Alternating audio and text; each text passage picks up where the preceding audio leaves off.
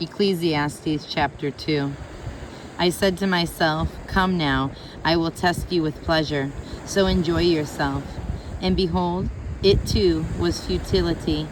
I said of laughter, "It is madness," and of pleasure, "What does it accomplish?"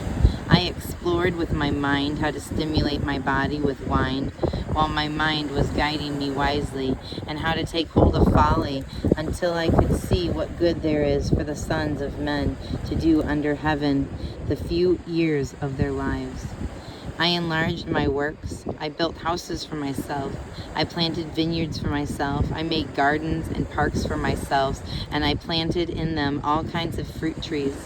I made ponds of water for myself, from which to irrigate a forest of growing trees. I bought male and female slaves, and I had homeborn slaves.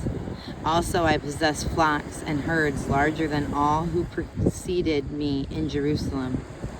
Also, I collected for myself silver and gold and treasure of kings and princes. I provided for myself male and female singers and pleasures of men, many concubines. Then I became great and increased more than all who preceded me in Jerusalem. My wisdom also stood by me. All that my eyes desired, I did not refuse them.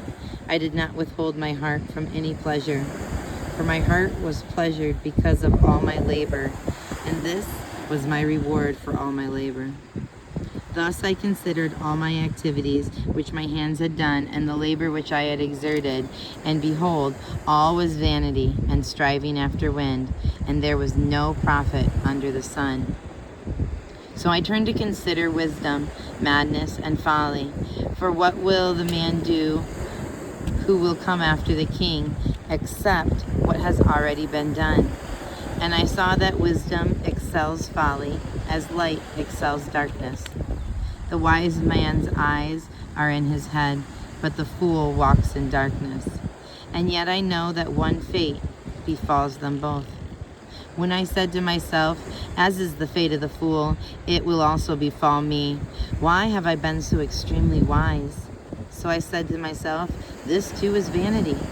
For there is no lasting remembrance of the wise man as with the fool, inasmuch as in the coming days all will be forgotten, and how the wise man and the fool alike die." So I hated life, for the work which had been done under the sun was grievous to me, because everything is futility and striving after wind.